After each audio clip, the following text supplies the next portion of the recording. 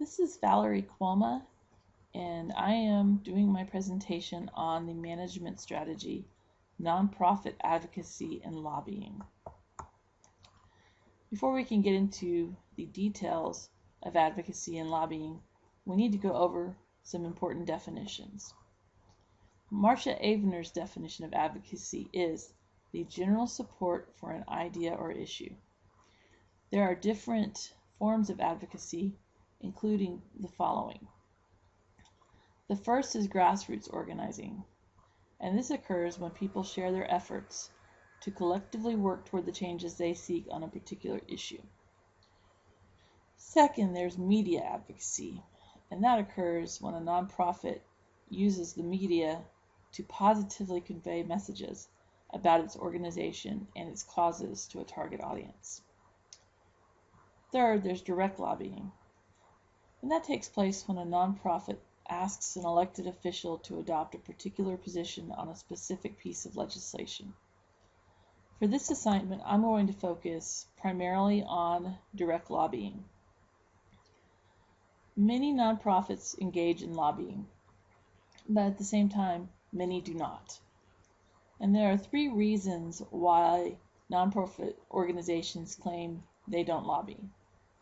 The first is that some nonprofit organizations perceive lobbying as sleazy.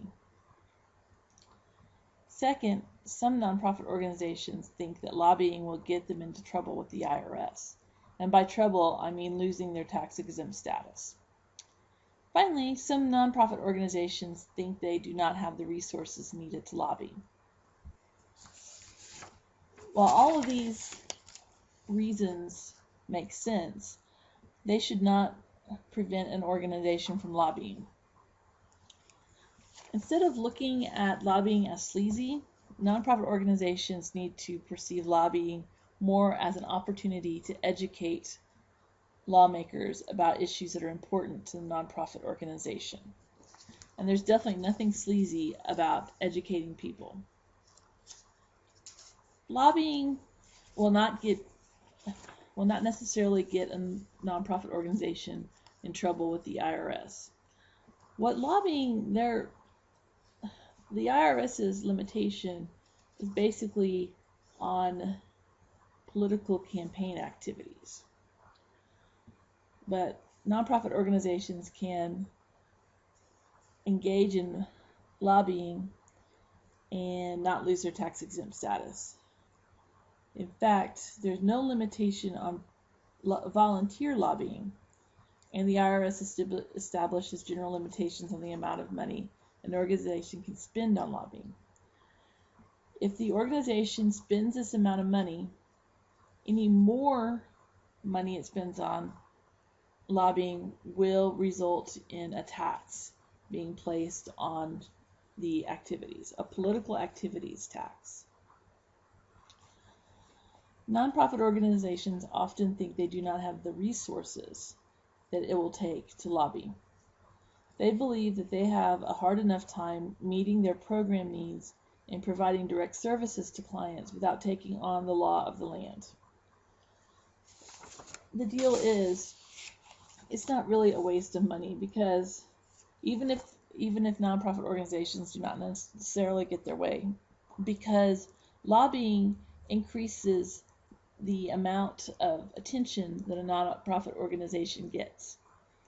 So a nonprofit organization that raises its profiles among donors, lawmakers, and the media are more likely to receive donations. And it may actually increase the organization's revenue. I've included several reasons why nonprofits should lobby. The first, like I said, is that nonprofits will not look at lobbying as educating elected officials. Second, nonprofits will not lose their tax-exempt status. And third, nonprofits should realize that dedicating resources to lobbying is not a waste of resources. I've included best practices. The first is that a nonprofit organization must decide to lobby. Second, the nonprofit organization needs to learn about any laws that govern lobbying so that the organization does not inadvertently break those laws.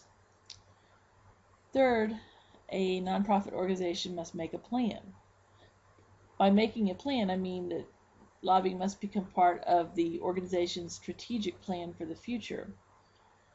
The organization needs to decide whether it's going to engage in lobbying for a short term or long term. It also should set up the goal that it intends to achieve. The nonprofit organizations should build capacity, determine what clients need and what it's able to do. The nonprofit should strengthen its knowledge base by gathering research and finding people who have factual stories to share. The nonprofit needs to identify areas of change, and you can do so by conducting internet-based information about how policies and budgets progress through a policy process. This will save the nonprofit time because it can easily contact only lawmakers who deal with the issues of concern to the organization. The nonprofit should identify potential partners. It should ask itself, who else, as far as organizations are concerned, who else is possibly interested in this issue? And if so, then the organization should identify the organizations and form coalitions with them. It's important for a nonprofit to analyze the opposition because to adequately formulate its position. And the nonprofit needs to develop the necessary skills. Nonprofit organizations must be trained to effectively lobby. I believe these are definitely the best practices.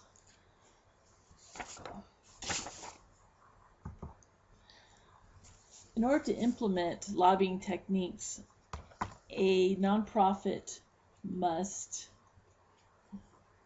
identify elected officials who can be influenced and learn what you can about them. They should make it a point to create a working relationship with elected officials as soon as they possibly can. It's crucial that nonprofit organizations determine exactly which elected officials support the organization's position and work with them. The nonprofit should provide information to the elected official and his or her staff. They should ask the elected official to support the organization's position. And no matter what the elected official says, it is important that the nonprofit immediately respond to his answer, or her answer. I have included a nonprofit organization that lobbies successfully. Mothers Against Drug Driving, or MAD, has reaped the benefits of lobbying, specifically or particularly with statutory changes.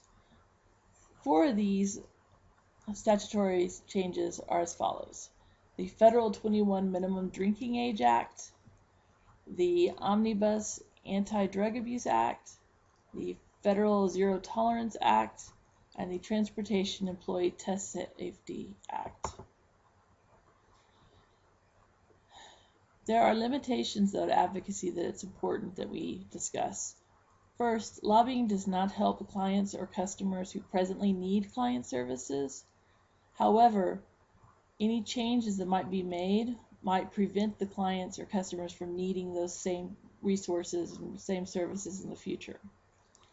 Second, lobbying uses a nonprofit organization's resources that could otherwise have been used to provide direct services to clients and customers.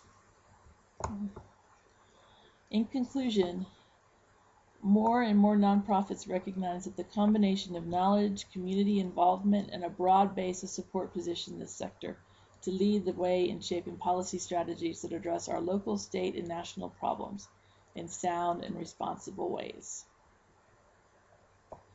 And here are the resources that I used for this presentation. Thank you.